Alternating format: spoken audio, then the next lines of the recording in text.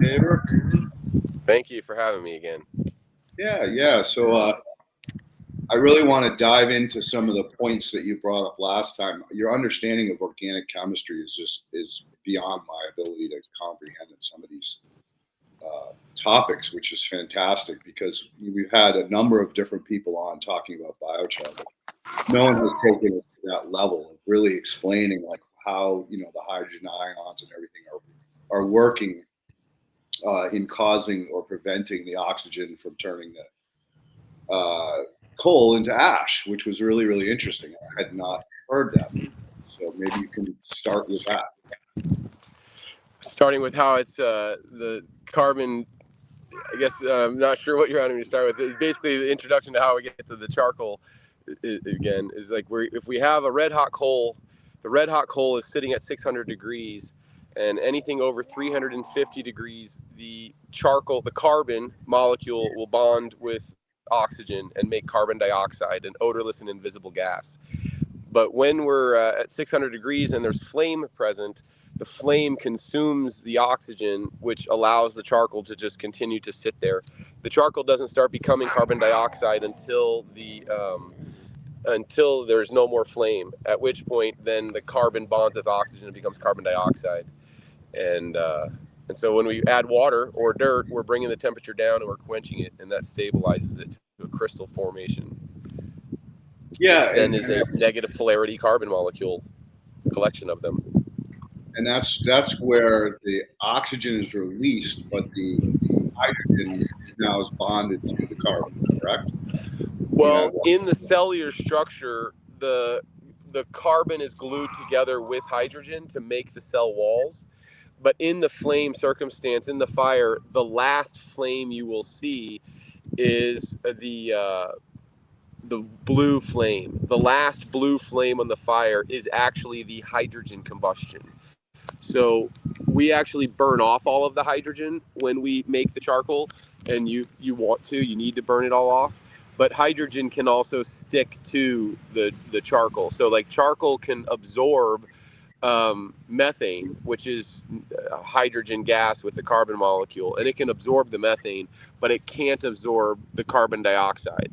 So as far as gas filtration, carbon dioxide is already a pretty stable molecule, so it just stays as itself and doesn't get absorbed into the carbon charcoal. But methane, which is mostly hydrogen, does stick to the carbon molecules. But the original methane molecule that was in there was burned off to make the charcoal actually brittle. Otherwise, the charcoal would not be brittle; it would be solid because the hydrogen is a strong glue that holds the charcoal together. So when you say it can absorb the methane, like I've physically seen this when you add biochar to compost that's pretty much anaerobic, it starts to smell bad, right?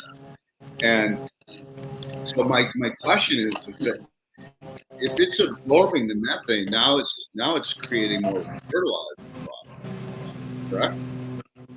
I actually wasn't able to hear that. All right, so I've physically seen when I've taken biochar and thrown it on top of a compost pile that's gone anaerobic, so it smells, right? It smells right. And ammonia. And I've seen that it actually cuts down the odor significantly. So yeah. Is that now available as a fertilizer product in the biochar itself? Correct. Yes. It's called adsorbing, adsorbing, as opposed to absorbing, absorbing. AB absorbing is liquid absorption. AD adsorbing is gas absorption.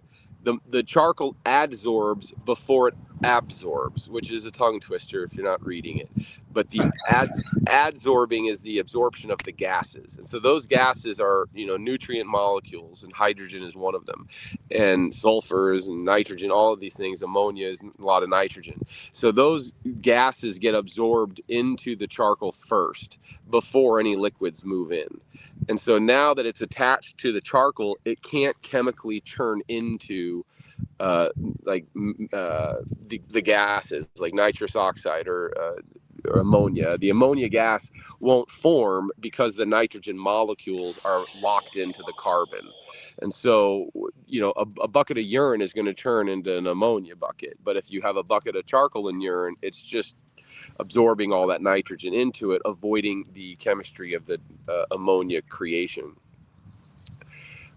So, I mean, if you put it on top of the compost pile, it's absorbing those gases, which means it's actually holding on to them. And those gases are nutrients. But there's a lot of room in there for more than that because, like, for example, nitrogen, carbon molecule can hold 17 molecules of nitrogen. So that's 17 times the mass of the carbon could be nitrogen held within it. And it still has room for other elements besides nitrogen. That's just the nitrogen connection. But same with like the potassium and phosphorus, which are inside the ash molecules that are inside. Those ash molecules are a negative polarity, just as the carbon's a negative polarity. So they're not really sticking to each other. They're there with each other. But it's like when you add water to the charcoal for quenching, the water mixes with the ash, but then it can suck into the charcoal because the water can suck it into the charcoal. And so the ash is negative and so is the charcoal's negative, but what's in between is positive, usually is nitrogen or oxygen or hydrogen.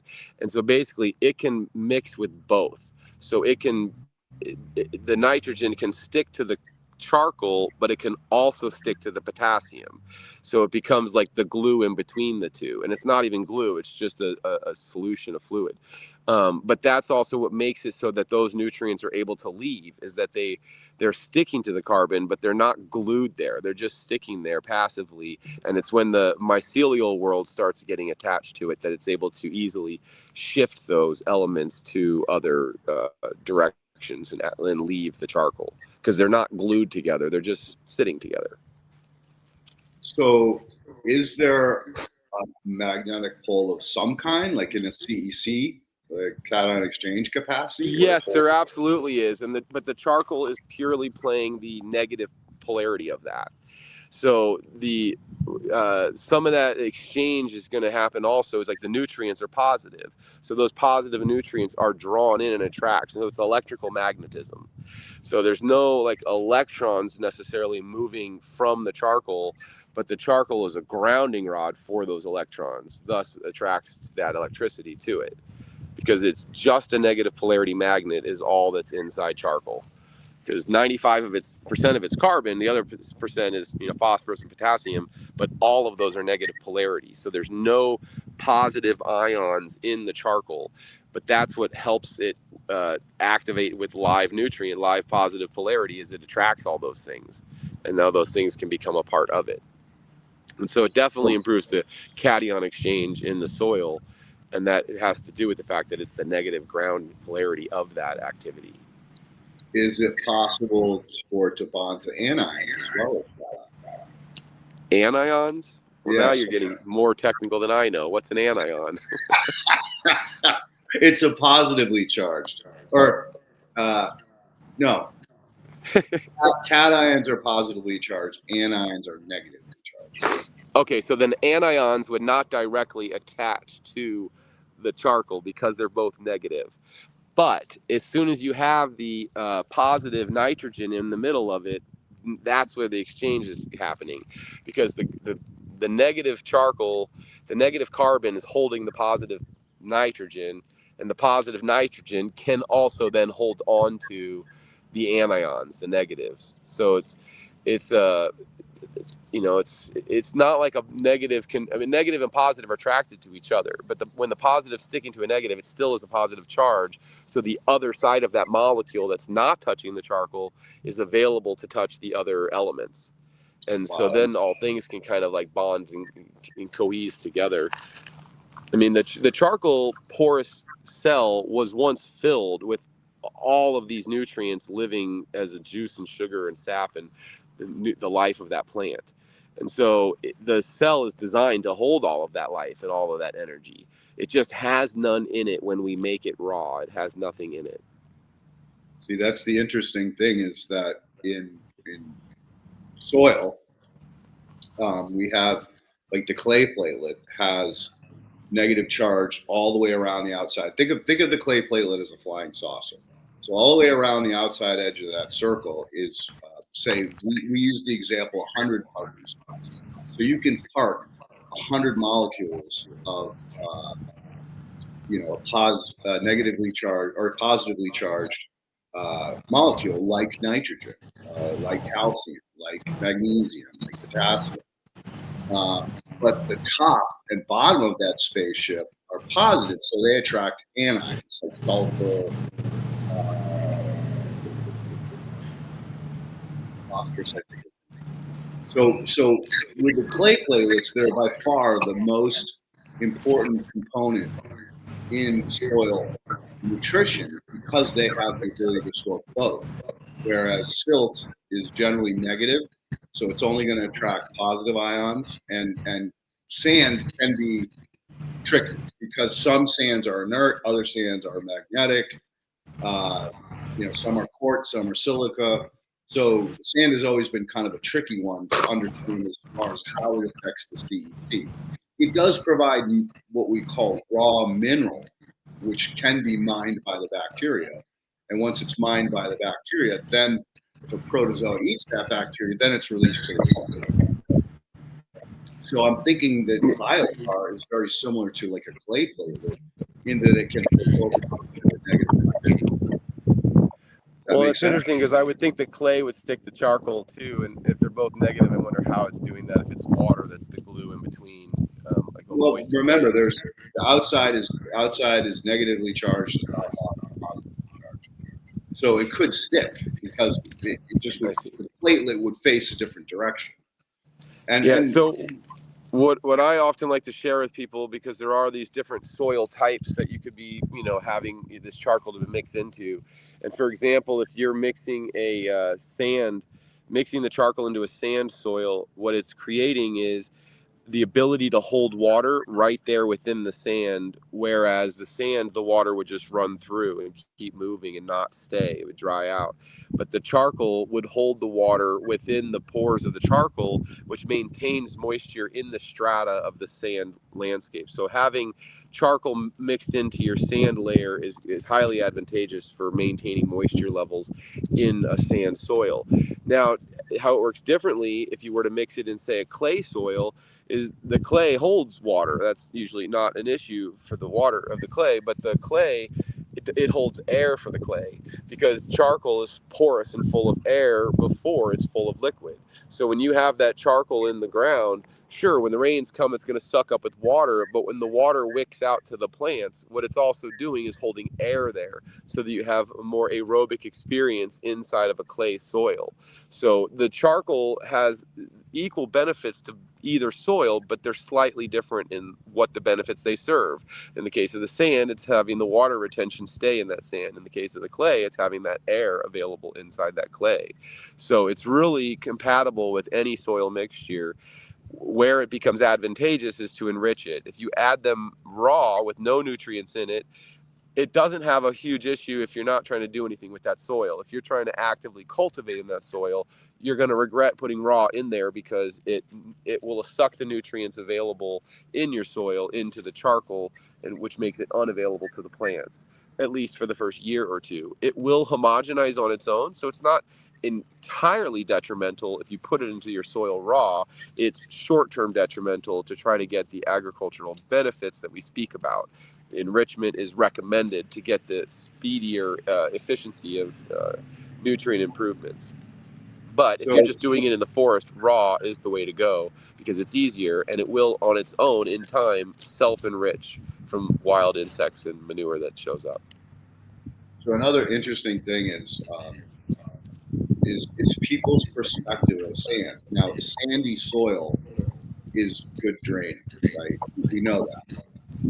But sand by itself has amazing water storage capacity, which most people don't understand. Like if you go to the beach and you just dig your arm down, you'll find because that sand is wicking that water up from the bottom. And this is an experiment I've told people repeatedly to do, just to see what I'm talking about. And that is to take a 5-gallon bucket, fill it 3/4 full of sand, Then take gallon bottles of water and add that to it, and watch how much water that bucket of sand can store. That's really interesting. And then more importantly, take that bucket, flip it upside down, make a sandcastle out of it, take the bucket off, and watch how long it takes for that sand to completely turn to dust, to where it just falls apart. Now, if you're in the sun, it's going to happen quicker. But if you're in the shade, it's amazing how long that sandcastle will retain its shape before it completely dries out. So that's just one of those interesting physics of water is sticky is a weird physics reality. Right. And there's this dude, Michael Ball, that wrote this paper on water that was just mind-bending. Like the first 3/4 of the paper was understandable, right? But then he gets into water bridging, where the water molecules actually form a bridge over an open space, and it just gets deeper and twistier from that point on, to the point where it's like, what the fuck is water? What is it? It's a couple of gases in a cold state. But it has so many states. I mean, have you heard of the 4th phase of water? That's when you got to check out 4th phase. Is that the fruits? Well, no, it's actually called easy water. It's an exclusion zone. So what it does is the water, when it's next to a hydrophilic material, will actually create this measurable zone before where the water is just pure water, H2O. Nothing has attached itself to the water. It actually pushes anything that was attached to the water away from it. And that's essentially the water that's inside cells, or easy water. There's no other mineral in the water. The water is the purest molecule it can. Now, inside the cell is stored nutrients, but they're not stored on the water molecule, because the water molecule is pushed off of it. It's excluded it from being able to attach to it. And that's where this dude, James Pollock, or not James Pollock, Gerald Pollock, has dove down the rabbit hole trying to understand, like, for instance, people say the heart is the pump, right? Well, we know that the heart is a valve. There's definitely something to be said about I've seen it. It's one muscle that's been wrapped around. Right? It's one flat muscle that's been spun into the heart. Into a knot. And I saw a doctor that's unassembled one. It's amazing. Isn't it? That's really cool science. But basically, this heart surgeon went up to Gerald at a convention and said to him, like, I think that there's something more to the work that you're doing that's not being talked about. And so Gerald's like, what are you talking about? He goes, well, I've done the calculations on a heart and its ability to actually pump the blood through these tiny little capillaries that the platelet itself wouldn't fit through ordinarily. And he goes, I'm thinking that there's some magnetism that's happening. In other words, nail gun, right? Where you put a piece of metal and then hit the magnets and so it gains speed before it launches. They say you can even make charcoal more magnetized by adding iron. So if you're trying to use the charcoal for a filter, you can, to filter heavy metals, you can make it magnetized with the addition of iron. And now you know where I'm going. But bottom line is that the interesting thing was that this easy water, he believes, is charged vessels. These tiny capillaries are the opposite, which is causing that platelet to be able to shoot through those tiny little capillaries, even though the blood platelet itself is bigger than the capillary. Is that crazy or what? Yeah. So you're mentioning the comment about how much water you can fit inside of a bucket of sand. It'd be curious to try to measure that with if you had a 5-gallon bucket of sand, how much water could you fit in? Because with charcoal, you can fit 4.5 to 5 gallons of water in the same bucket, because the fact that charcoal is so porous, where sand is not actually porous. It's individual stones, but there's a lot of surface area around it and the ability for it to fit in. But I would imagine you still could get more water in a bucket of charcoal than you could in a bucket of sand. Agreed, But, because it's basically exactly that same principle. But bottom line is, like, again, you can almost fit, you know, if you got, say, it's 3/4 full, so say it's 4 gallons of sand, you could almost fit 4 gallons of water in it. It's crazy. It's crazy when you do this, and I encourage you to do it. Now, it has to be coarse sand. You don't want the powdery white dusty sand. You want something like masonry sand or concrete sand. But it has this really, like, interesting phenomenon on how much space there actually is between those particles. Like, it's crazy. Like, try it. Do me a favor and try it, and you'll be tripping on it. But back to additions to charcoal or to biochar. So you've heard of the black magnetic sand, right? yeah. So it would be really interesting to have you get yourself some of that black magnetic sand. I think you can actually get paramagnetic basalt rock pretty easily. Like, you can order it. There's a place in Colorado, but it doesn't have the same content or magnetism that the black volcanic sand.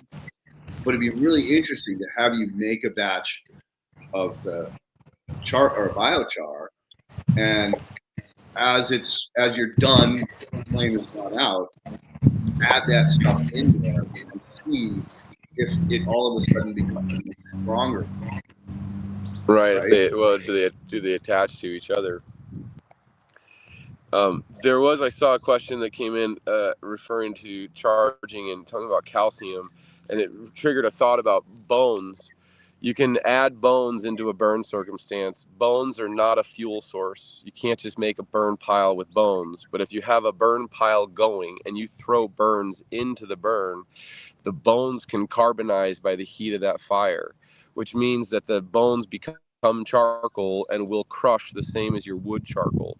But what's most noticeably different is it's white. It's a white charcoal because the bone's high in calcium. And if you ever tried to decompose a bone, it takes a while before that bone really kind of breaks down.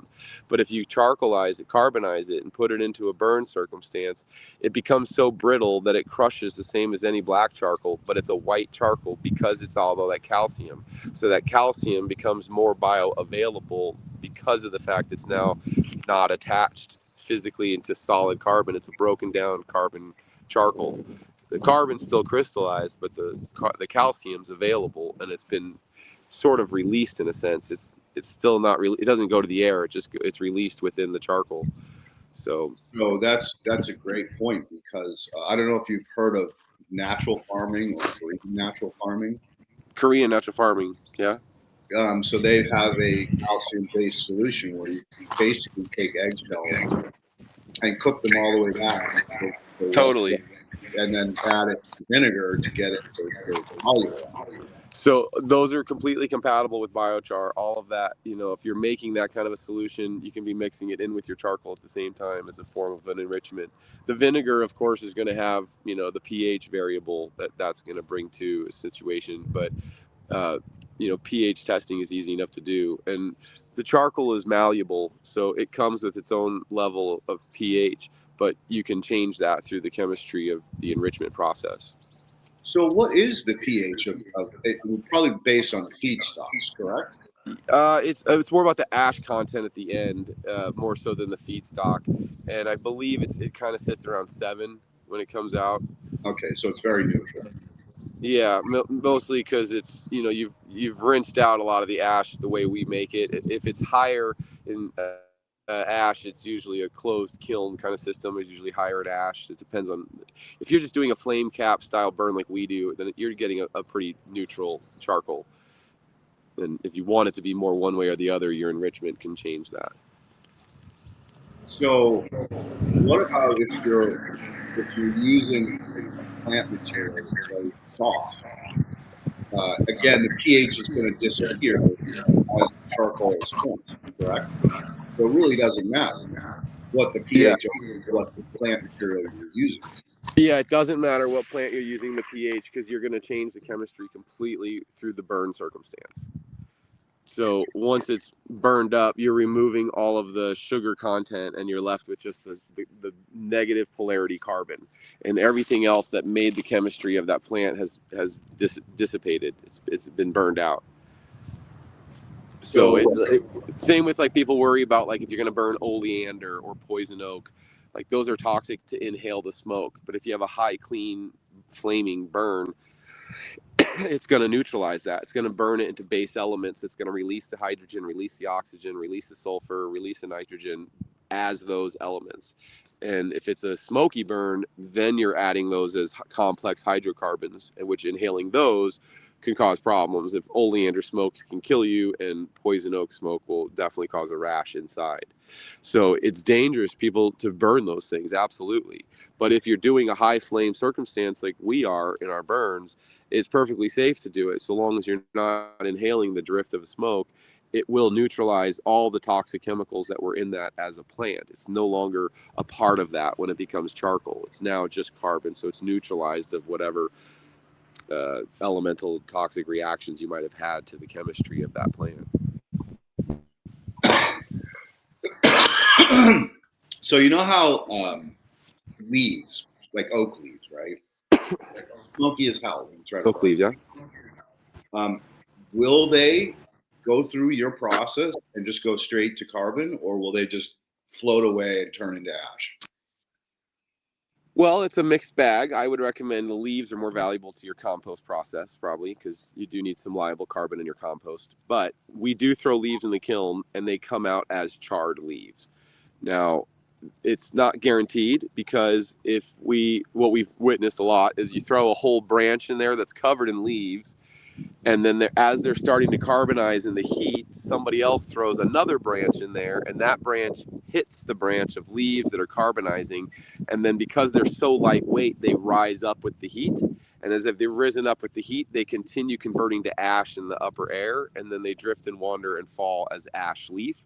Usually it actually completes combustion before it hits the ground. It depends on how early you threw it. So when we do a burn, we're always watching which way the wind's blowing in preparation for a embering leaf that lands on the ground could in fact start a ground fire.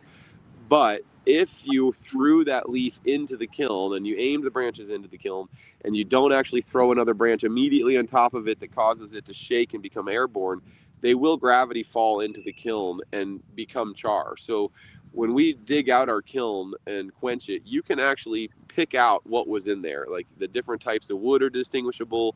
You can recognize leaves, pine cones, pine needles, these things that in a normal burn circumstance above the ground would very well go to ash, but in a kiln circumstance will actually stay as a charcoal and just as a charcoal that size. So pine needles doesn't get any bigger, it's just a pine needle, but the porousness of the pine needle char is not nearly as porous as a wood char, because the structure is the same, and the pine needle is a fairly dense material, but it's got its surface area, it's still carbon, it still has the same benefits for filtration, for nutrient building, for soil holding. It doesn't matter what material it is, carbon is carbon, but the material you use determines the shape and structure of what you end up with. And also to some degree the softness. The softness that we said?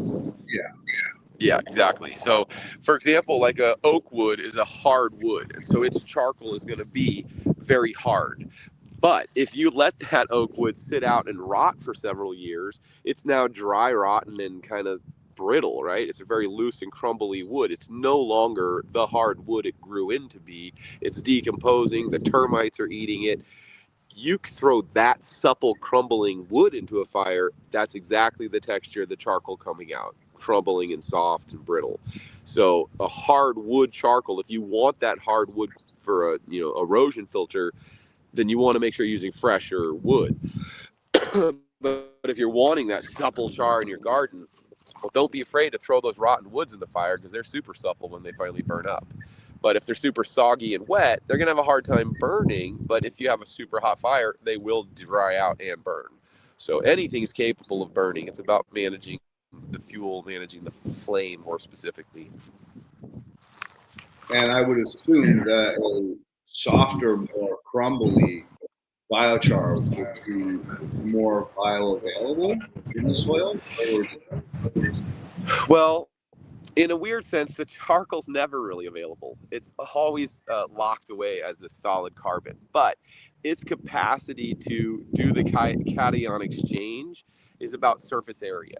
So if you have a hard, dense hardwood charcoal, it doesn't break easily to smaller bits, which means the core surfaces aren't being easily exposed to the nutrient.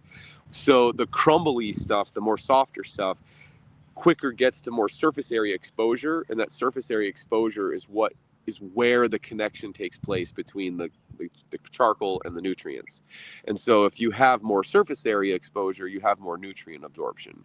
And as far as like if you want it in your garden soil, because we're usually working on garden soil interest, then having that fine flour supple charcoal means that your carrot root is going to easily work its way through there. And if you got that hard wood chunky charcoal, your carrot root is going to have to bend itself around that chunkiness. And so for me, I like the mixed sizes because I'm going for long-term soil building. So in the long term, a large chunky char will physically break down, whether it be from freezing and thawing, causing the freezing and thawing to cause it to crack and break, or because a plant root pokes in the edge and breaks it open as it swells, or because you hoed the land or tilled the land, and in doing that your shovel physically breaks the char. So when you have a chunky piece of charcoal that's only enriched on the edges and it's in your soil, if it breaks open later through tillage or agricultural use or just temperature of freezing shifts, that later exposure where it cracks open is future nutrient absorption potential. So it's like a long-term future value. It doesn't hold nutrient until it has nutrient, but if it doesn't have nutrient, and in later years when you maybe didn't add charcoal but you did dig it up to plant, you might actually expose fresh charcoal to be able to capture new nutrients. But for what most people are wanting for the pace of a garden's benefit is you get it a finer particle to get more surface area and to allow it more easy for the root work around through it. It's like putting gravel in your garden versus sand. The gravel is going to be chunky, and the sand, your roots are going to work its way through. So getting the charcoal, the consistency of sand, is a great use if you're trying to make a nice supple garden bed. But as far as long-term storage, they're both going to store long-term. They both store and hold nutrients. They're chemically and magnetically acting the same, if that makes sense. Yeah, no, it totally makes sense. And this leads right into where I was trying to get us to go, and that is when I said bioavailable. Every living thing has a C to N ratio, and that's very critical for life. It's the carbon to nitrogen relationship. In a bacteria, your C to N is generally considered, on average, between 5 and 8 to 1. There are some bacteria that are 1 to 1, and there are some bacteria that I think are as high as 12 to 1. But generally speaking, we say 5 to 1 for the bacterial species. So when a bacteria wants to divide, it needs a source of carbon. So I'm wondering if when you use especially the powdery or floury biochar, if that's going to create a bacterial plume, which is actually good because it's going to drive protozoan. Prey predator theory will drive the protozoa to divide. But again, you're going to need that carbon available in the soil for both the protozoa and the bacteria and the fungi and everything to have a party, right? Yeah, I mean, I actually was just reading the comments and someone was asking about ash and white ash. Uh, to be clear, the ash is inside a charcoal, and the minerals of ash are there in the charcoal, and they stay in your soil because the charcoal's holding it. But the ash itself, and no, I don't use ash, is to answer that question. I don't use ash because ash is water soluble; it won't stay. And when the rains come, the water's going to wash that ash away. So it's a short-term benefit, and it's a pH chemistry adjustment that's happening. So your plants that want that higher pH is going to like that ash added to your soil. And there's no real problem with adding, and I won't object to anyone doing it. But if you add charcoal, you are adding ash. And that's the thing that some people don't seem to understand is that the ash is in the charcoal. But to have ash is the absence of having the charcoal. It's the absence of the carbon part. And the plant world needs liable carbon, which charcoal isn't. So this is where, for me, you half mix charcoal with any other liable carbon force, whether that's wood chip or compost. It's that wood of the wood chip is the liable carbon that your plants are going to need, that it's going to break down, that the mycorrhiza is going to be living on. Because the mycorrhiza doesn't want to live on charcoal. There's nothing in it. But if you put that decomposing liable carbon beside the charcoal, the mycorrhiza, well, the decomposing gases are going to move into the charcoal. The nutrients are going to move into the charcoal, which means the bacteria is going to move into the charcoal, which means the mycorrhiza and protozoa can move into the charcoal. And so then the charcoal starts taking on that liable carbon. Charcoal can hold carbon. Carbon sticks to carbon. But so the non-liable carbon of the biochar can hold liable carbon as well. So the plants and nutrients and microbes need liable carbon, which charcoal provides none, but has the capacity to hold and store it. So the use of ash, for me, specifically ash, is if I want to make soap. And I'll mix the ash with water, which makes lye, and that mixed with any fat will make your saponify into soap.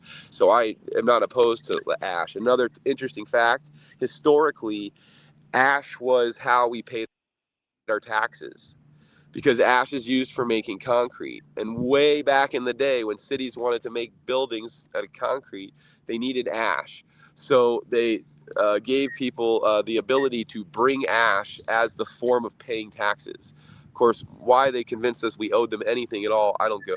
That's a whole other politics. But the ash was a measurable value, and people were making ash in their wood stove. So if you shoveled up that ash and you brought it to the lord of the town, they then considered it your tax, because there was more ash than they could generate, and they were using the ash to make essentially concrete structural things.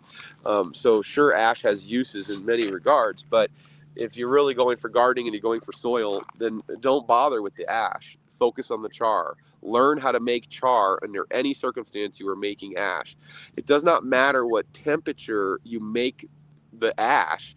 The ash is the byproduct of the absence of charcoal.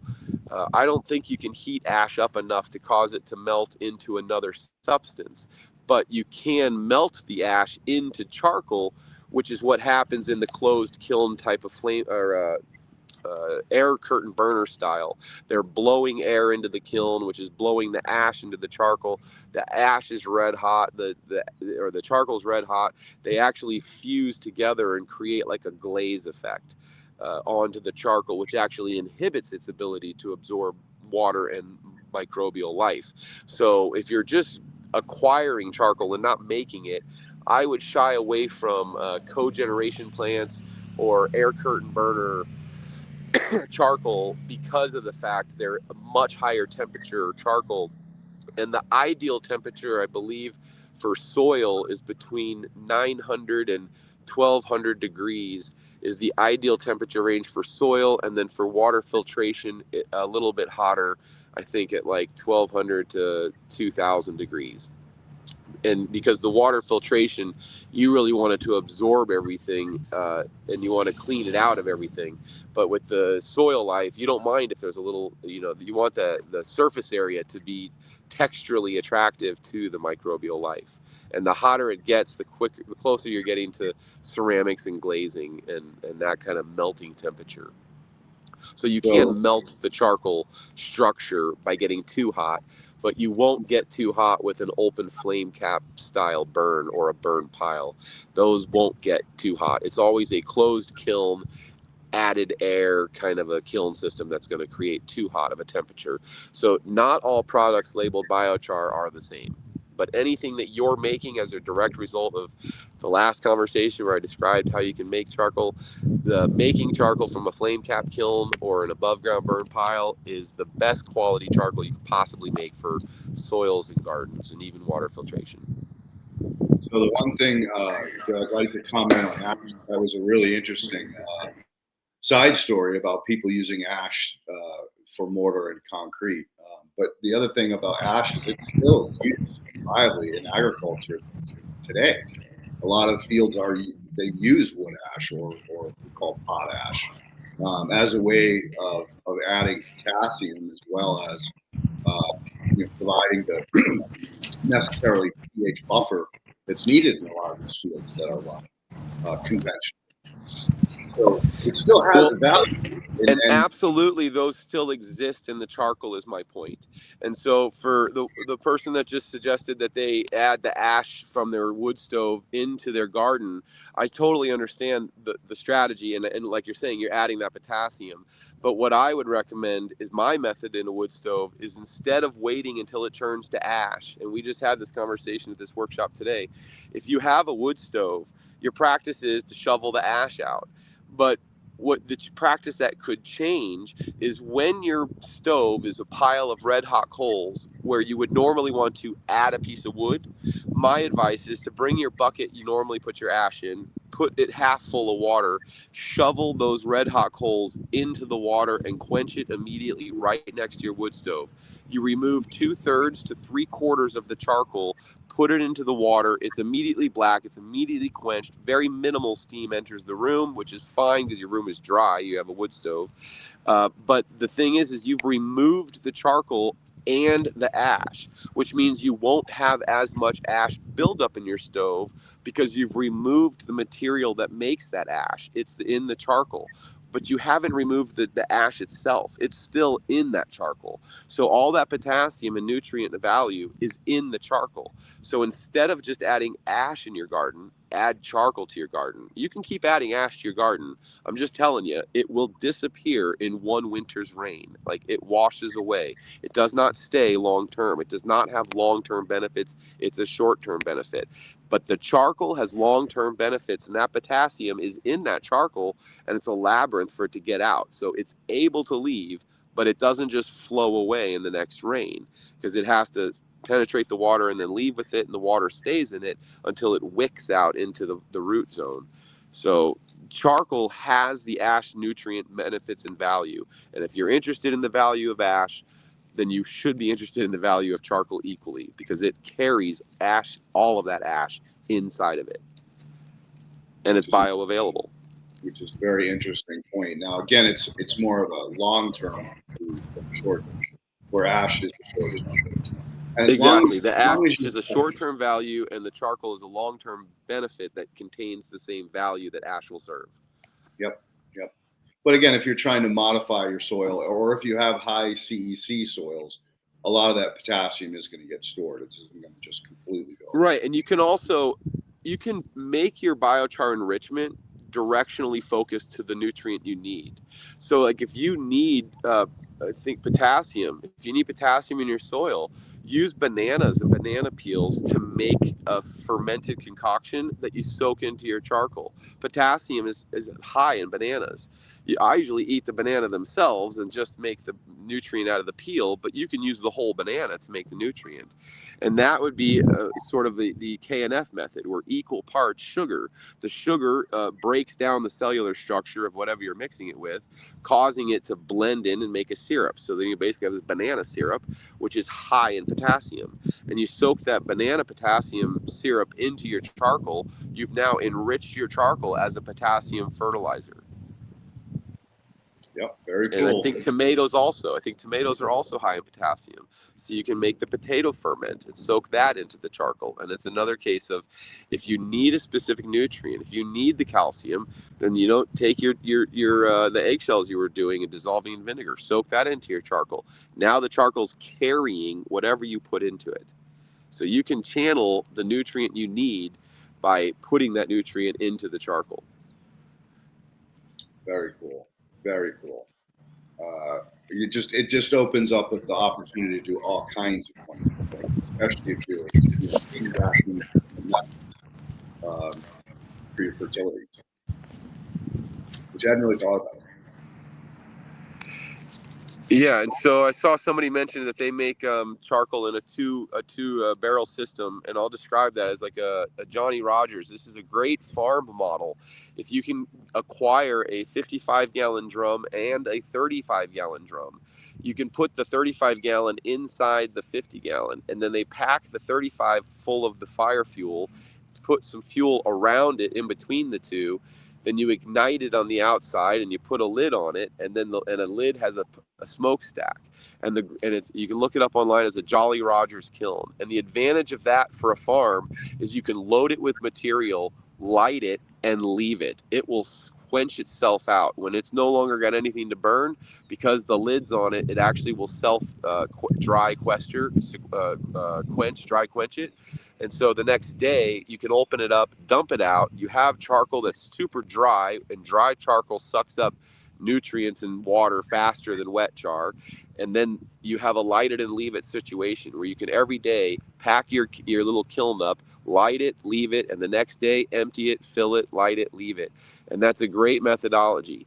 One of the variables is that one, it's going to shrink it down to 20%. So you're going to pack that 35-gallon barrel full, but you're going to see it's going to reduce to 20%, and it's going to be mostly empty, 4/5 empty. So if you want more volume, you need to spend more time. And in the case of an open flame cap kiln, you can use a barrel as a flame cap kiln.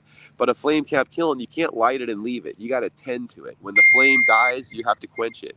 But in the case of that Johnny Rogers barrel in a barrel system, that's the advantages. You get to light it and leave it and walk away, and you'll end up with a really good quality charcoal that's super dry, which means you can really supercharge quickly, soak it up with enrichment, and it's a great workflow for a homestead and garden. Worth looking into. It's called a Jolly Rogers, or a T-Lud is another version. So would you put bricks underneath the 30-gallon barrel to keep it off the floor? Actually, you probably could put bricks on it. I think they just put a hole at the bottom, and the bottom lets the air out into the flame experience, so that it's actually being cooked by the heat. I don't know if you actually need to put the brick in or not. It probably depends on where the hole is. It'd be fine to if it fits in. I mean, the 35-gallon barrel is smaller than the 55, so you have a little room to play with. But there's a lot of kiln designs out there worth exploring. There's a lot of open sourced free designs too. You can look at the U.S. Biochar Initiative has a whole registry of available kiln designs that are free, public domain ideas. For me, the simplest and easiest is just to dig a small pit. A shallow pit is by far the most simple and effective kiln. It can be 1 or 2 feet deep, or 5-6 feet deep. Really, you just scale your pit based on the volume of biomass you have available. So you're going to reduce it to 20%. So if you have a pile, it's going to end up as 20%, and you need the pit to be matching the size of your completed char. So if you make a huge pit and you don't have a lot of material, you just wasted a big pit. But if you have a small pit and a lot of material, you'll fill it, and then you'll have to quench it, empty it, do it again. So scaling it to size. But usually a pit's great for a homestead as well, because you didn't have to buy a barrel. You just have to pick a location where you want that pit to be. And you can also, because you dug the pit, you have that dirt that you just dug out, and you can use that dirt to actually quench it in case water is an issue. You just cover it back up at the dirt, pack it down, and leave it for several days so you don't expose it to heat when you dig it open, and you'll have a dry, quenched dirt. You can also just leave it there, and it's a permanently sequestered block of carbon storage. But most cases, we're making it because we want to use it somewhere. A lot of circumstances out here in California, we're actually just making it because people don't want the fire fuels. They want the fire fuels reduced. So a lot of cases, we'll have a job where they want the fire fuels reduction, but they don't want the charcoal. So we just agree to shovel it up for them. We'll take it away and sell it to someone that wants it. So, well, that's kind of convenient. You get paid to do it, and then you get paid to remove it. Exactly. Yeah. So, I mean, we teach people how to make it themselves because that's what we want. But what we learned over time is that people wanted to hire the service to get it made for them, or they just wanted to buy the charcoal and they didn't have a lot of materials. So we started a new company called On-Site Biochar Services to focus on those issues, to provide the service. Well, we'll come to you. We'll convert your biomass to your biochar. And what we ran into is a lot of people were wanting to buy charcoal from us, and sure, we'll sell them a bag of charcoal. But after the first sale, we're like, well, how much do you really need? And they're like, well, this is what I'm really doing. And they're like, well, you need a lot more than what you bought. And when you look around the property, you're like, you have a lot of wood. You could be making your own. So what it turns out being is it's cheaper to hire us to make you biochar, because the mere volume of biochar that we can make will out surpass how much biochar you could afford to buy at the same price of just hiring us to do some fuels reduction. And so this is where I think it's great when people don't want the charcoal. It's a real win for me because they just don't know what they're missing out on, because I still charge them for my labor to make it. Interesting. But Now, yeah, charcoal's wonderful. have you been approached by the state to do any fire? What do they call it? Fire lines? Well, we've been approaching the state directly by applying for grants. So we've been trying to seek grant funding to get us to do that. We've had a lot of state officials, but more county officials than state officials that have been to some of our workshops. And it's sometimes like some of the fire, professional fire community, they don't, even though they're invited to the workshops, a lot of times they don't stay attentive to listening to the lecture because in their mind they already know about fire. So they don't really need, some people don't want to learn more, they don't know what there is to learn more of. There's a lot that I can talk about with biochar that can carry conversations over, but Cal Fire is mostly focusing on putting fires out. They're not really thinking about making charcoal as a substance. And I think that's, of course, a need. That's why our nonprofits exist, is we're trying to figure out how to scale out the education to get everyone to recognize just how important it really is. Even if you're not using the charcoal, it's so important to be making it because of the carbon sequestration value. A 5-gallon bucket, as we described earlier, it can hold 5 gallons of water. But what else it's equivalent to is 5 pounds of carbon. And 5 pounds of carbon is the same as 15 pounds of carbon dioxide, which is how much emissions comes out of 1 gallon of gasoline emissions. So when we are making charcoal, we're reverse mining. The kiln, the Ring of Fire kiln, which is our current commercial model, is available from Tartar Parts. That model makes about 3 cubic yards per kiln full. So 3 kilns is equivalent to 1 metric ton of carbon, which is equivalent to 3 metric tons of carbon dioxide emissions that we prevented. That's measurable. So for us, we don't understand how people are still comfortable making ash piles when really it's an opportunity to stably reverse mine and put carbon back in our ground. There is not enough arable surface on the planet that can get enough water and maintain that moisture to keep the trees alive continuously for years to sustain the carbon sequestration needed. The rate of carbon that we're putting in far exceeds our capacity to culture it and grow it back into the ground. And half of all carbon inhaled from every plant every day is released into the ground as an exude. So living vegetation is serving us greater value for sequestering carbon than dead vegetation. But the dead vegetation's value that could still be served is to crystallize it into charcoal, to stabilize it so it doesn't decompose and evaporate into the ocean or into the air, or turn into ash and run away into our ocean. The ocean absorbs carbon dioxide out of the air. So the ocean is our buffer for our air. The problem now is the ocean is saturated. It cannot absorb any more carbon dioxide into the ocean at all. It is fully saturated. So all of the carbon dioxide emissions we generate are now compounding in the air. So if you really want to help your soil and our oceans, support sustainable kelp farmers. Purchase kelp, consume kelp, get it in your garden, feed it to your livestock. It is the kelp is the tree of the ocean. It is constantly in water. It is constantly half a day in sun. It is faster growing than any terrestrial plant because it is constantly in nutrient rich water. So when they remove kelp from the water, they remove that kelp from the farm and they harvest it. That is carbon removed from the body of the ocean, the water. That carbon that you removed is making room in that ocean to take on new carbon, which is new growth of new kelp. So the more kelp we support buying and removing, the more carbon we're removing from the ocean. Now, there are people out there that'll say, okay, let's carbonize that and turn it to charcoal. I am not on that camp. I am of the mindset that kelp is far too valuable as a nutrient, as selenium, as iron, as uh, uh, minerals and nitrogen. There's so much nutrient value in kelp that our soils are absent in, that it's more valuable to get that kelp in your compost, get that kelp into your chickens, get that kelp into your sheep and your cows and your horses. Let your livestock eat the kelp yourself.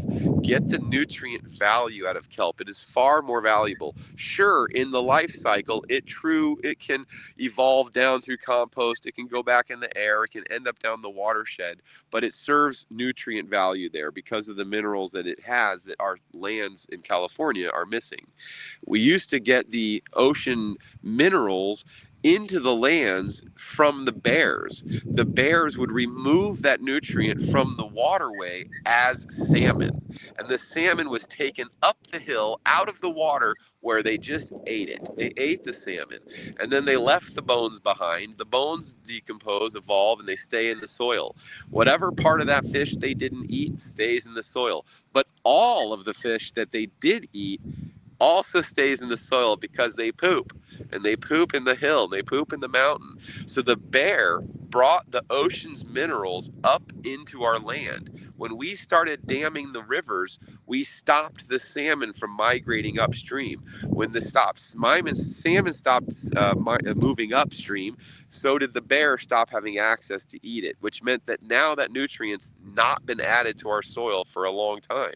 So kelp is just one of those nutrients. Sure, eat fish and salmon too. I don't know how polluted they might be, but the kelp, it could be polluted too, I suppose. The whole Yeah, ocean's polluted. Everything unfortunately. is polluted, so you got to Yeah. cope with it. But eating charcoal will absorb any toxins.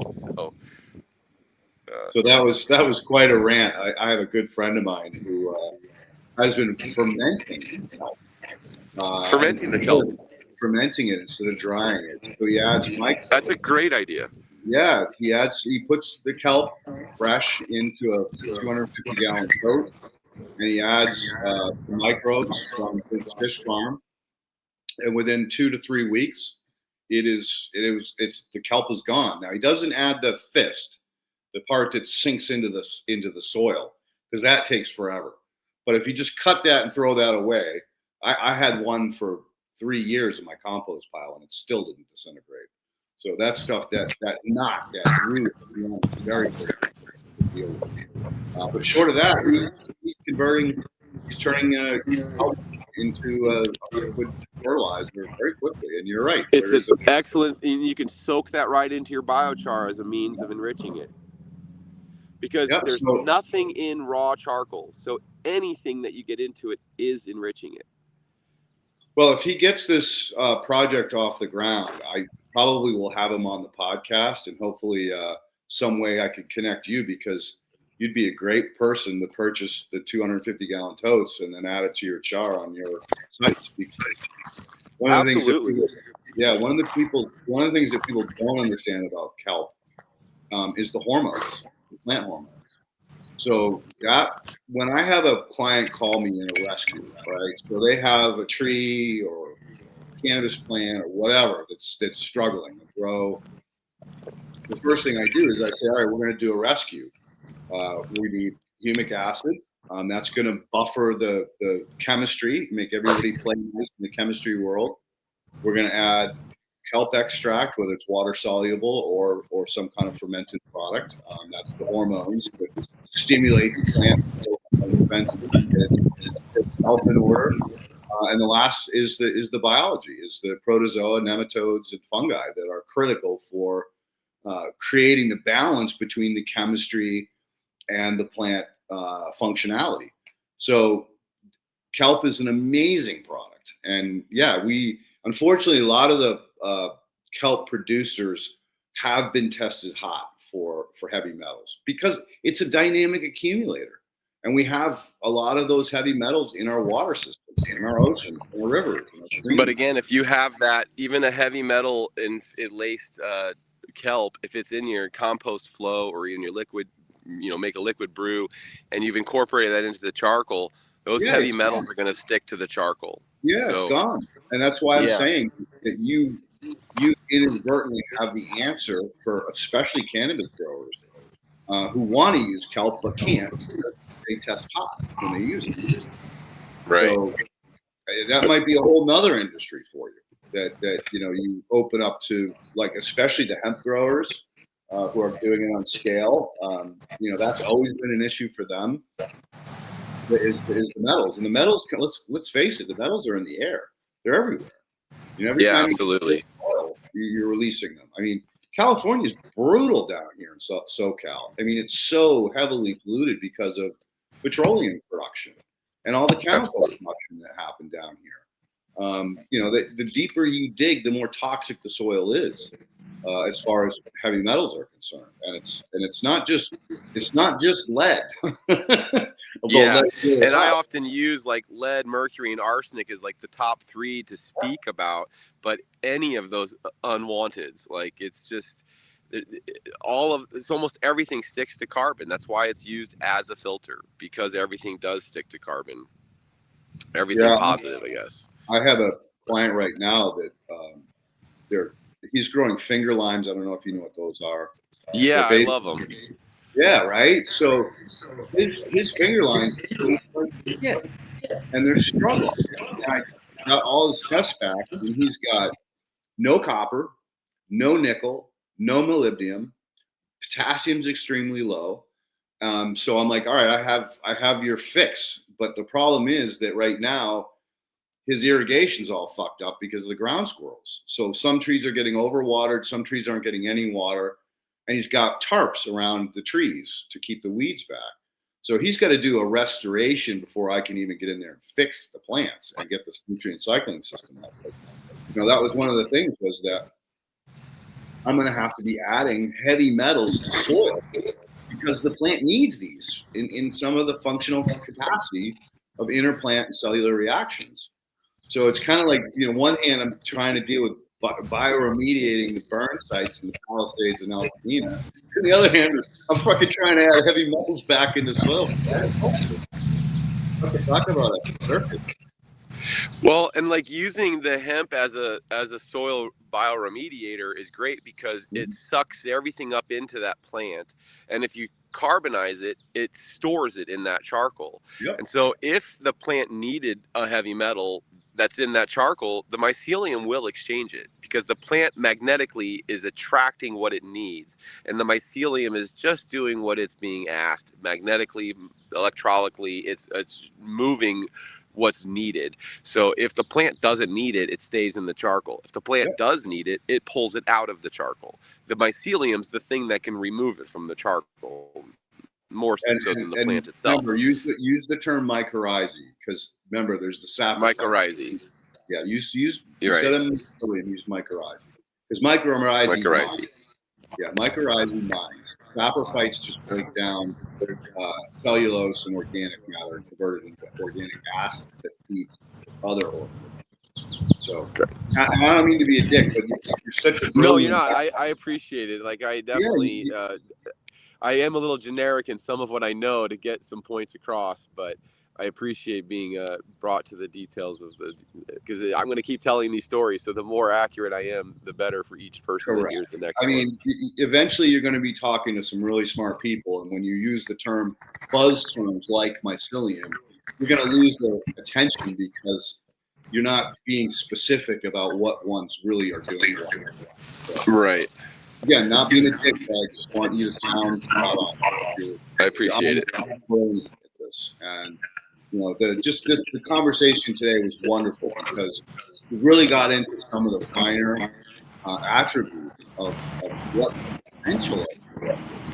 Like when we had Michael Whitman on, we talked about toothpaste, we talked about digestive, biochar for digestive issues and remediation for both your health and the soil. But nobody has gone to the lengths that you have in understanding or explaining, especially the different materials, like the difference between biochar flour versus biochar chunks.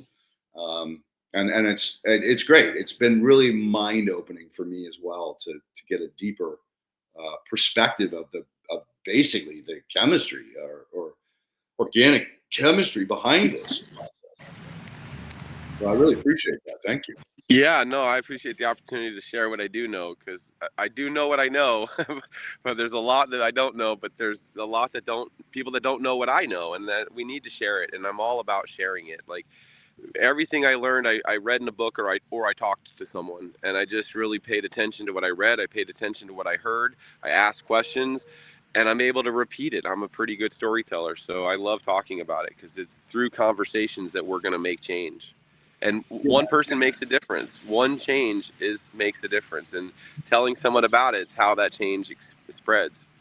Hell yeah. And that goes back to, like, education and awareness. Like, I mean, Southern California, you're supposed to have 100-foot clear zone around any structure.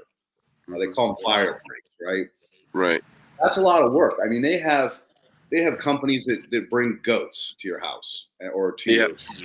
I'm a shepherd. I bring sheep. Forget goats. They kill trees. Right. So the bottom line is that here's a wonderful opportunity to convert that into something that is storing carbon and providing soil fertility, and water storage, which is a huge issue down here. I mean, it only rains a couple times a year, a month of rainy season, and that's it. And then it's like everybody has to use water. If you're adding compost or adding biochar, you're adding water storage capacity. Water storage, yeah. Because compost holds water too, but charcoal holds it as well. And if you have both, you're holding twice as much. Again, that's what I'm trying to say, is that, the awareness of this. Like, imagine if you could kill 3 birds with 1 stone. You get your fire break, you get your carbon, and you get your water storage capacity. I mean, it just makes total sense to have someone like you go there instead of bringing the goats, right? Yeah, so we did this a lecture series similar to this, an interview with somebody in Uganda who has a model farm initiative, Mamo Gardens, and one man was interested to know more about biochar, and he asked me if I would teach him. And so we did a Zoom meeting, and I told him what I know, same as I've told to you guys. And he understood so clearly what's happening. He took the recording of what the interview was, and he translated it into the native language for the native farmers.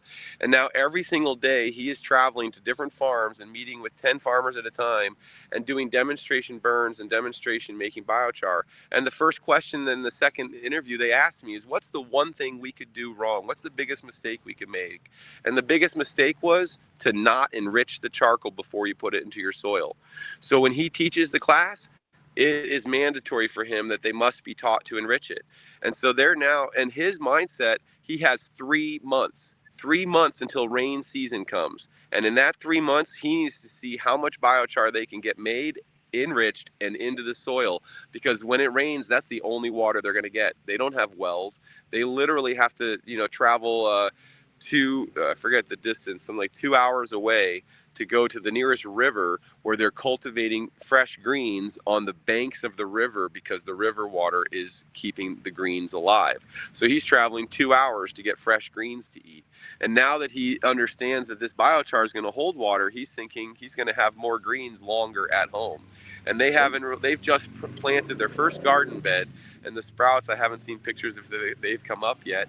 But he realized, as soon as he understood what he did, is that he alone isn't enough. He benefiting your garden isn't enough. It's everybody's garden that needs this benefit.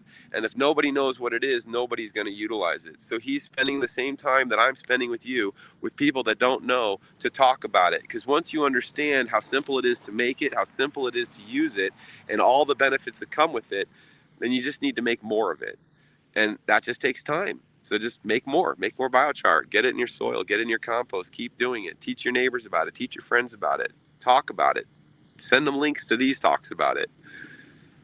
The more biochar we make in a Lilliputian model, the more little people making lots of little piles of charcoal, the larger impact it actually is going to have. We are going to make measurable, scalable difference that has an impact not only to cleaning our air, cleaning our water, maintaining water in our soil, improving the next vegetative growth. If you have more vegetative growth, that's more carbon you're being taken in from the air because of that growth. And if you carbonize that new growth into charcoal, you're actively sequestering carbon. All these forests that have been planted as a means to sequester more carbon, carbon credits paid for planting forests because forests sequester carbon, most of those trees have fully combusted because of the Dixie Fire. There is no longer sequestered carbon forests because they're dead. The trees are only sequestering carbon when they're alive. And if you mill that wood and build a building, yes, your building is sequestering that carbon so long as it stands.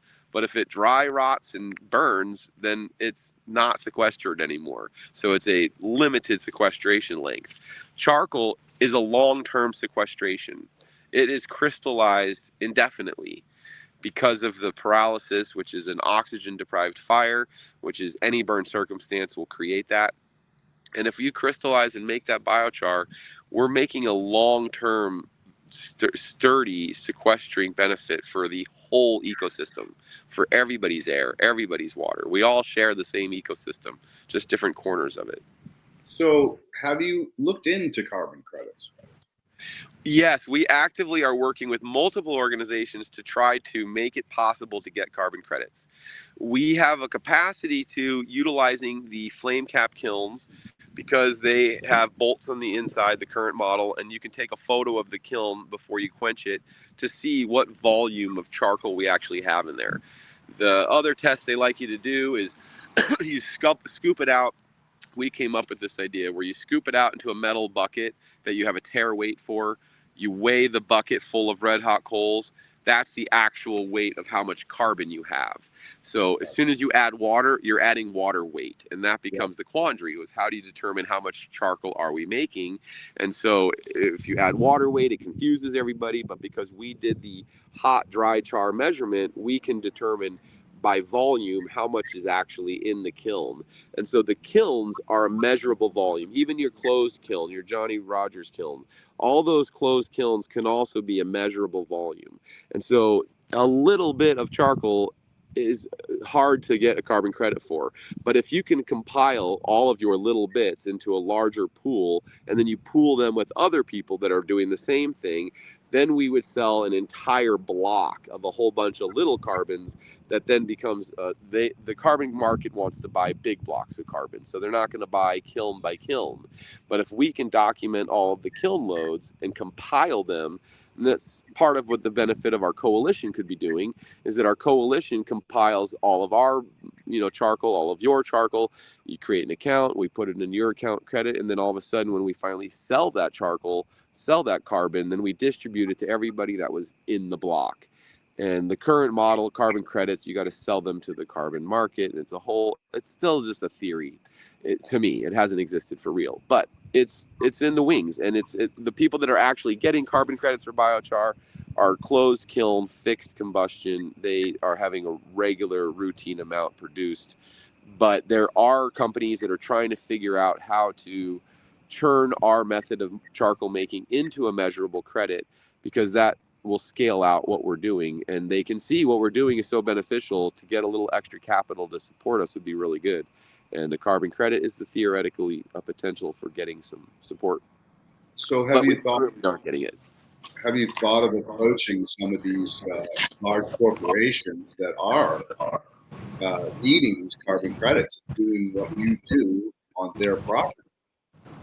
Yeah, we have started these conversations, and like I said, some of the carbon market folks are calling us, trying to see if they can, because any carbon middleman is going to make some money. So whoever can successfully get our carbon accredited, they're going to get a piece of that transaction, which is why we're having people reaching out to us, trying to find a way to get us carbon accounting.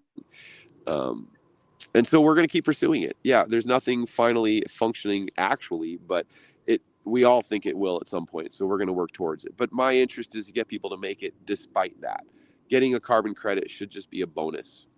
No, agreed. 100%. Yeah. I mean, I know like there's a company in Pennsylvania called Pitmons, and they take newspaper, cardboard, and they create a peat moss alternative, so that we're not mining the peat bogs, and it's made purely of cellulose. And they were able to get carbon accounting somehow. I know he spent a lot of time on it, and he was one of the early on people. So there was a bit of an advantage because they were part of the people that were creating the network to decide who gets to claim carbon credits. So at some point, it might behoove you to reach out to him. And again, oh shit, what's his name? It was right on the tip of my tongue. Anyway, well, send us the contact when you remember for sure. There you go. And anybody can contact us. Our website has email, a phone number that calls Ken's phone. Ken is actually tonight on his way to the East Coast. So if there's any East Coast audience, we're going to be doing a workshop series in Vermont at a compost conference. In New York State, there's going to be a couple workshops. We have people in Texas that are trying to coordinate to get some workshops done there. So we definitely can travel and spread this message, and we can also do Zoom meetings for organizations to do demos. We can do slideshows. We want people making it, and yeah, there's a lot of information on our website to definitely check that out and means to get a hold of us. So if you know somebody that needs to hear this or learn this, have them reach out to us. I do one-on-one phone calls. I do one-on-one Zoom meetings. I want everyone to learn about this. And sometimes it just takes the right one person, like Oswald in Africa. It just took one man, one conversation, and he's now daily telling 10 at a time. So we're getting hundreds of people learning this because people that are willing to talk about it do. And if you don't know and you need to know and you want to know, then reach out. And I'll be happy to talk to you and get you to learn. You know what we got to do is I got to ask Ken to put together a list of all of the farmers, like the Mean family, like Travis. There are just so many of them out there that could host those workshops. They always are looking for better ways to do things and manage their farms. Like Taproot Farms is a huge farm. They could definitely, they got land for the biochar, and if they understood the value of it and the ability to, add the nutrient to the biochar, have it remediating, have it long-term holding water, it's all just a win-win-win across the board. Absolutely. And again, if anyone that hasn't heard these, podcasts, but you want them to have a conversation to see how it can work for them, by all means, direct them to us, have them reach out. We'll be happy to, share the conversation. And I saw somebody in the comments said that they're excited. They're going to get a Ring of Fire kiln. There's also the Flame Wise kiln to look into. It's a smaller model, so it depends on the scale you need to work with. If you get either of those kilns, the Flame Wise or the Ring of Fire, I encourage you to let them know that Biochar Coalition taught you about it. And so they end up, the Kelpie Wilson at Ring of Fire has occasionally donated us a kiln as a result of how many we've helped distribute in the world. So if you guys are taking any interest in getting either of their kiln models, let them know you heard about it from a conversation with Biochar Coalition. We'd appreciate it. There you go. Cross-pollination. Exactly. But we don't currently sell a kiln, and we do pitch it though. The flame cap kiln can be an earthen pit in the ground, which is what they're doing in Africa. And so I really try to teach flame cap kiln methodology. I'm not sponsored by any specifically kiln model. We are actually trying to design our own model for our own methodologies, but it's the same thing. It's just a flame cap kiln. The difference is I want to try to evolve away from wing nuts, but I don't have an alternate product to offer you at this time, but we're working on it. Those wing nuts, right? Yeah, I mean, that's the one thing that you lose in the Ring of Fire is the wing nuts. That's one of the nice things about the Flame Wise kiln is it doesn't use any wing nuts. They just interlock and slide into each other. And like I said, a lot of people that come to our workshops, they see this Ring of Fire as such a big kiln. It's like way bigger than they need, and they just have a couple orchard trees they want to like turn into biochar. So the easiest way is dig a small hole in the ground and use the earthen pit. Otherwise, I really love the Flame Wise kiln. That's what we use today for the demonstration because it's not as large a volume, but it's equally effective. And they're both women-owned companies, so women designed these. And the Flame Wise is actually still made by the woman who designed it. So she'll make it to order in 2 weeks. And I think a Flame Wise kiln's like $500 or $600, depending on the size. Whereas a Ring of Fire kiln is going to be like $1,900, $2,000, $2,200 with shipping. But there's 3 flame-wise kilns, I believe, is the equivalent of the volume of charcoal of 1 ring of fire. So you can make a lot of charcoal with either kiln. It's really about the available biomass and time and how quickly you're going to make how much. Very cool. Very cool. Well, Ken, why don't we hop in on questions? I don't think he's answered them all. I still see 2. No, I scrolled a few times, but there was a lot, so I couldn't keep up with all the comments. Well, we've got 2 right now. Can we use the ceramic? And down to the southeast. We haven't been to the southeast, Squishy Mirror, but if you would like to coordinate something, reach out to us. Okay. Can we use the ceramic powder from Terraganics in I'm not hearing you, so I'm Biochar? going to log out and back in. Okay.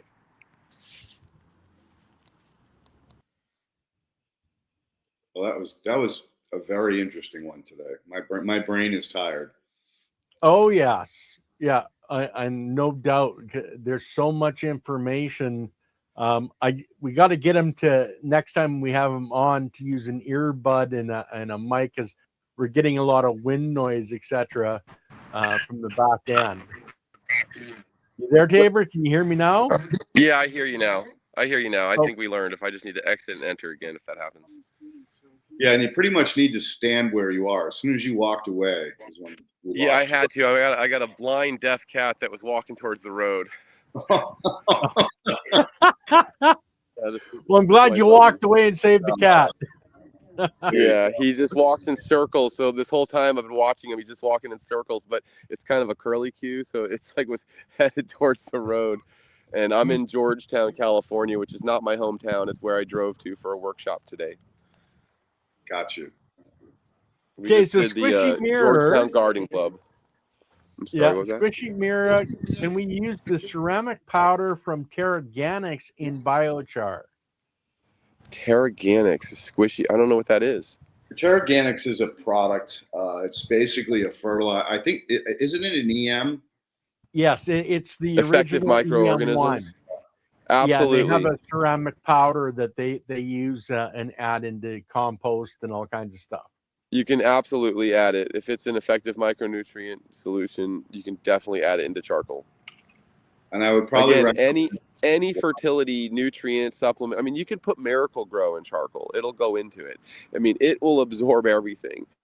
So if you want a special formula enrichment, then use that special formula enrichment and it'll soak into the charcoal. And then that's what you'll have. I would suggest they add it to water first and not just like throw the powder at the charcoal. That's a great point. I don't know what the product's consistency is, so but definitely like, and even I told people today, like if you're making compost and they're like, well, how can I enrich it? How long does it take? If you are making compost, you can take the compost, put some in water, stir it, get that water to be just super rich in that compost, and then soak that into the char. And then it'll go, if it's a liquid nutrient, it's going to suck into dry char faster than wet char, but it'll soak in there. Once it's soaked in there, it's enriched. Now, if you want to allow it to ferment and age, it only gets better with time, just like any ferment.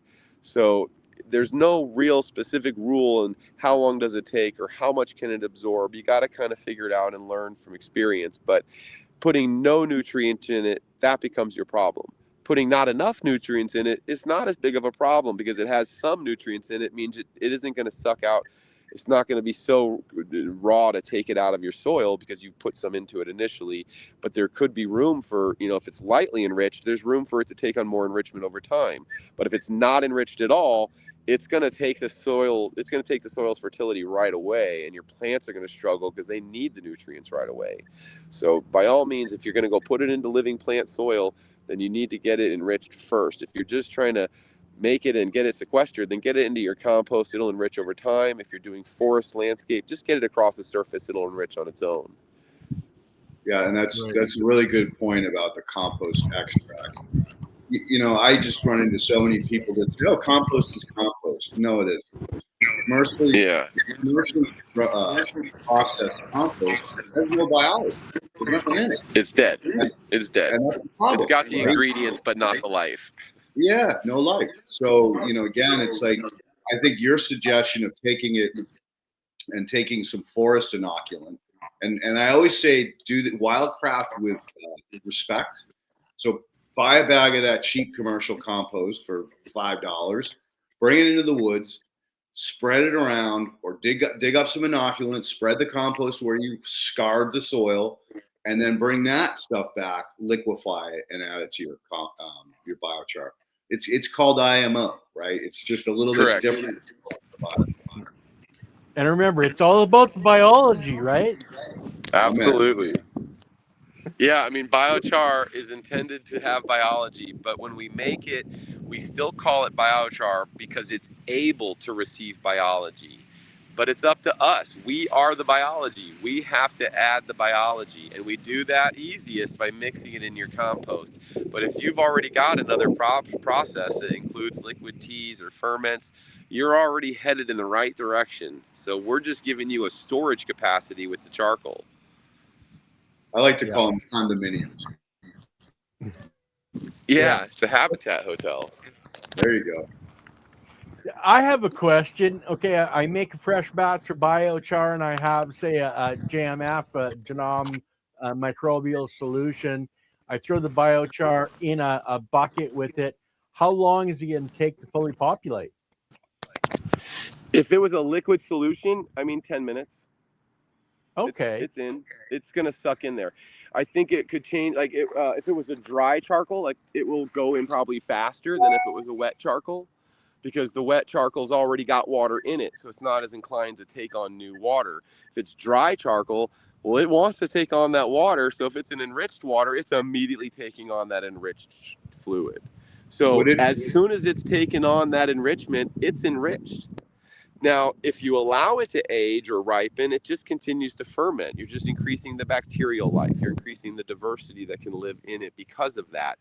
But, I mean, when I gave a copy of the JADAM book to the guys in Africa, and we didn't talk about enrichment. I just said you need to enrich it, and then here's how you make it. And he's like, "Well, how do you enrich it?" And I said, "Well, it's getting late. It's different time zone. I gotta go to bed." So I sent him the JADAM book, and I said, "Here, this is the book you need to read to figure out fertilities and enrichment solutions choices. Like, what do you need for your garden? What kind of nutrients are you wanting? And then use that book to try to pick which nutrient you're making and follow their recipes." So he came out from reading that book. He ferments for 12 days. That's what he teaches in his class, is you ferment for 12 days. And he's mixing dry cow manure, dry chicken manure, fresh green leaves, and then a little bit of rainwater or creek water that they have to bucket and carry to the farm. And so that little bit of water, they're just stirring it in by hand. And they don't put a lot of water because they don't want it to run through. They want it to soak in. And then every day they come and stir it. And they said on the first day, 24 hours, 2 huge grubs showed up in the char. Like, they just migrated from the environment and discovered the char, and that's where they now want to be. So for them, that was immediately instant. Like, wow, this is alive. Like, what they've made is attracting life. So then by the day 4, everybody agreed it is different. It is no longer just charcoal. It smelled different. It felt different. The color was different. The leaves aren't green anymore. And they kept mixing it, kept stirring it, but they didn't put it in their soil until the 12th day. Now, did it need to be 12 days? I don't know. Probably not. But it maybe did, because it was a dry material that they were mixing in. They had only a little bit of water for it to work its way into the charcoal. But if you're going to do a liquid tea and you're soaking it, that charcoal is taking it on instantly. Once it's taken on that fluid, it's enriched. So you don't have to be neurotic on the time, in my opinion. You just have to be key that it's not raw, because dry, raw char does not give you your immediate benefits that you're wanting. It's okay, it's just not going to be the benefit you want. The original Agrichar, about 20 or maybe more than 20 years ago, the original Agrichar is agricultural charcoal. They don't use that term anymore because their marketing campaign was a huge fail. What happened is they put raw char in the soil, and that was their number one mistake. It was raw. The other mistake was it was probably cogeneration char, so it was probably super high in ash and probably not great for microbe absorption because of that limitation. But the real issue was it wasn't enriched. And the problem was, to convince the farmer to do it, they had to compel him, right? Hey, this is going to be great. You're going to have water retention. You're going to have nutrient retention. You're going to have better crops, bigger yields, less water, all of this benefit. And then the farmer puts it in the cornfield, tills it in, plants the corn, and for 2 years, he has a worse yield, less crop, less production, worse looking plants, unhealthy soil, and that made the news. So every farmer heard, oh, he really fucked his garden up when he put all that charcoal in it. So nobody wanted to touch Agrichar. Nobody was going to buy that stuff. So the industry collapsed. Well, you know what happened is the news didn't follow the story. Go back to that farmer today. It is admitted his healthiest soil. It is the richest soil, the most productive soil of his entire farm, because nobody went back there for the 3rd and 4th year and said, well, how's your yield? It's increased. His plants look healthier because it took 3 years for it to naturally enrich. And once it became enriched, now the plants aren't fighting with it to get nutrients. They're actually pulling from it for nutrients. In 3 years, the mycorrhizae have moved in. So now there's this ability to use the nutrients that it's absorbing. So their mistake was not enriching it, not understanding the need to enrich it, and not marketing that fact that that's the case. We're going to put it in raw, but you're not going to get any benefit for 3 years. Now we know, enrich it with biology first. And this is where they shifted to biochar, because it really needed biology to make it work. And so some people that make charcoal, they don't call it biochar because they specifically aren't putting biology into it. They're just making charcoal. But if it's able to receive water, it's able to receive biology, we can call it biochar. But it technically needs biology. We are making it intending to add biology. We call it biochar, and I choose the term raw. It is raw biochar. It is able to become rich in biology, but it currently has none. So it's raw. And that is what you need to be mindful of, is what the difference is raw and enriched can do. Because it will self-enrich. Magnetism pulls nutrient to it. But plants need that nutrient.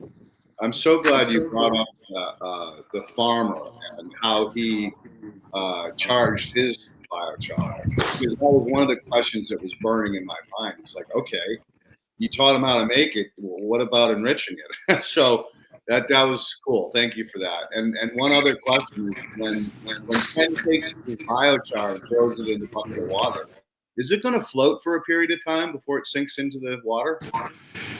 Yeah, so that's interesting. And I don't actually know specifically some of the details, because I've heard about some of these, and I haven't really studied to confirm what I understand. Some charcoal floats and some charcoal sinks. And why is that? Well, there's air in the charcoal. So that air is what's making it float. So will it sink when it saturates with water? Possibly. There might be something else going on there that I don't fully know of, like, what's the difference in the floating charcoal or the sinking charcoal. I've always just believed it was floating because it's full of air, and once it's fully saturated, it will sink. I believe that's the actual case. I don't know if there's another chemistry aspect to it, but it will. My experience has been, if I dumped char in a water trough, because I had a property I was grazing, and the water was yellow. It was just outright disgusting. And I've always been told, if you won't drink that water in that trough, nor should those animals be drinking that water in that trough. So when I filled it up with yellow, I thought, this is so disgusting. I can't believe I'm asking my sheep to drink this stuff. So I quickly went and got some charcoal, and I just put it in there. I just dumped it in there. What I discovered is it floated, and the whole layer was floating with charcoal, and nobody would drink it because they didn't know how to, like, stick their lips through the layer of floating charcoal. So then I tried a different method where I just put it in a bucket of char with a lid, and I put the hose to the bottom of the bucket, and I just turned on the water real slow flow, so it flowed up through the charcoal and then overflowed the bucket and into the trough. When I first did that, the first flow of charcoal that came out was the flour, the fine particles that went with the water. So the water filled up in the trough black. It was black water. I don't know how else to put it. But if you looked at the black, it was shiny. It was like you saw little flecks of black like moving throughout the water. But because it wasn't floating on the surface, it was throughout the water column. The sheep went immediately to the water and started drinking it. And as I watched, I realized they are actively drinking in particulate carbon charcoal into their rumen. They're actively drinking it. So now that's my method to get it into the livestock. To get the charcoal in the rumen has the same benefit to your compost bin. It's helping maintain the air, helping maintain the bacterial columns, and it's also absorbing toxins and unneeded things in there so their liver doesn't have to. So it actually, there's been studies that have been shown the ingestion of the biochar into ruminants, livestock such as sheep, goats, cows, those are ruminants, but I think it would also benefit the pigs and horses, which are monogastric. And it is similar to ours. It's going to absorb toxins so that your liver doesn't have to process it. So it's making it a little bit easier for your digestive system to work and function. But and any of that charcoal is going to come out not decomposed, but enriched. So their manure is now spreading it across the field. So there's a lot of farmers that want to feed the charcoal as a means to distribute it in the fields. Because if they eat the charcoal in the barn and poop out in the field, the charcoal's now out in the field. And it's enriched charcoal at that. And here's my objection to eating the charcoal for livestock. When you chew on the charcoal, it's going to wear out your teeth. When it comes to ruminants, you need those teeth to graze that grass. So where it wouldn't bother me for eating chunky charcoal would be your steer that you're going to butcher in 6 months to a year. He doesn't need the teeth long term. But my milking cow, my wool sheep, which I raise, I want those long life animals. I don't want them to stop being able to get the nutrient value of their food because their teeth are worn out. I don't want to harvest them early because their teeth are worn out. So I've stopped trying to feed it to them. Besides, I let them have access to a pile on the ground. They don't exactly go consuming it. They check it out, they kind of lick it, they test it, but it's not like tasty. It's not food. But what I now do is I mix this charcoal into the water, and it's preferably that flour. But you can like take a bucket of charcoal, soak it in water, scoop out all of the solid particles, the chunky char, and you end up with a water that has charcoal flour in it. That's also put directly into chick waters for chickens, little chicks. And now they can drink that char into their system. And it removes toxins, it improves their immune system to be able to focus on growing. And so adding that charcoal into the water such that they can drink it means that it is going to get the gut benefits without doing the wearing out of the teeth. So when you have that charcoal in that water and it's stirred up in the water column, the next day, all of that charcoal is on the bottom. It is not floating. It is sunk to the bottom, which means they're not going to drink it because it's on the bottom. What it also means is that water's not yellow anymore. It was clean. I successfully was filtering my sheep's drinking water with a 5-gallon bucket of charcoal and just slow flowing the water through it.